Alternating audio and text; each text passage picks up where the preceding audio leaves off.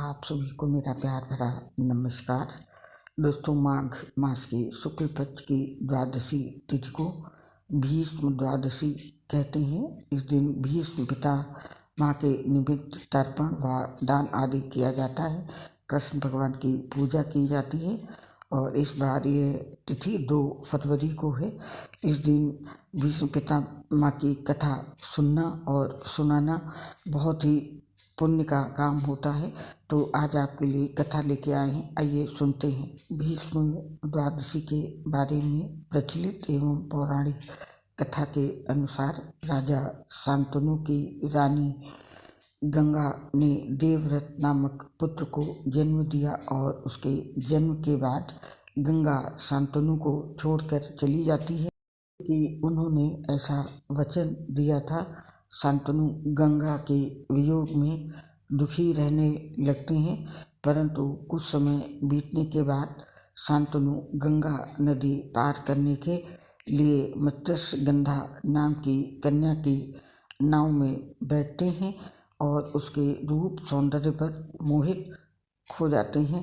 फिर राजा शांतनु कन्या के पिता के पास जाकर उनकी कन्या के साथ विवाह करने का प्रस्ताव रखते हैं, परंतु मत्स्यगंधा के पिता राजा शांतनु के समक्ष एक शर्त रखते हैं कि उनकी पुत्री को होने वाली संतान ही हस्तिनापुर राज्य की उत्तराधिकारी बनेगी, तभी ये विवाह हो सकता है। मत्स्यगंधा जो थी आगे चलकर सत्यवती के नाम से प्रसिद्ध हुई थी। राजा शांतनु ये शर्त मानने से इनकार कर देते हैं, लेकिन वे चिंतित रहने लगते हैं। देवव्रत को जब पिता की चिंता का कारण मालूम पड़ा तो वो अपने पिता के समक्ष आजीवन अविवाहित रहने का संकल्प लेते हैं। पुत्र की इस प्रतिज्ञा को सुनकर राजा शांतनु उन्हें इच्छा मृत्यु का वरदान देते हैं। इस प्रतिष्ठा के कारण ही देवव्रत भीष्म पितामह के नाम से प्रसिद्ध हुए। जब महाभारत का युद्ध होता है तो भीष्म पितामह कौरवों की तरफ से युद्ध लड़ रहे होते हैं और भीष्म पितामह के युद्ध कौशल से कौरव जीतने लगते हैं। तब भगवान श्री कृष्ण एक चाल चलते हैं और शिखंडी को युद्ध में उनके समक्ष खड़ा कर देते हैं।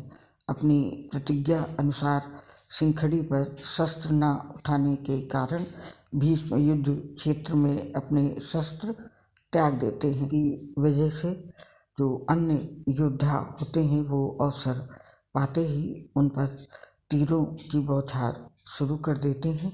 महाभारत के इस महान योद्धा ने सरसैया पर शयन किया, इसीलिए कहा जाता है कि सूर्य दक्षिणायन होने के कारण शास्त्रीय मतानुसार भीष्म ने अपने प्राण नहीं त्यागे और सूर्य के उत्तरायण होने पर अपने नश्वर शरीर का त्याग किया।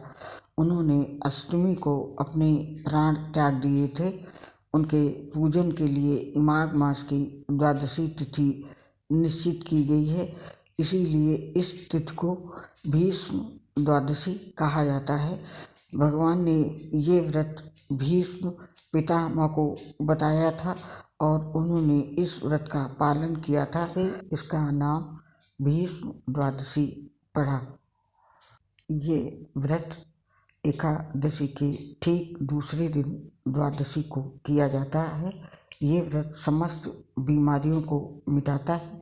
इस उपवास से समस्त पापों का नाश होकर मनुष्य को अमोघ फल की प्राप्ति होती है। दोस्तों, अब आपसे विदा लेते हैं, फिर मुलाकात होगी नई पोस्ट पे। तब तक के लिए आप सभी को मेरा प्यार भरा नमस्कार। आप सभी ने इस कथा को सुना, इसके लिए आप सभी का हृदय से बहुत बहुत धन्यवाद।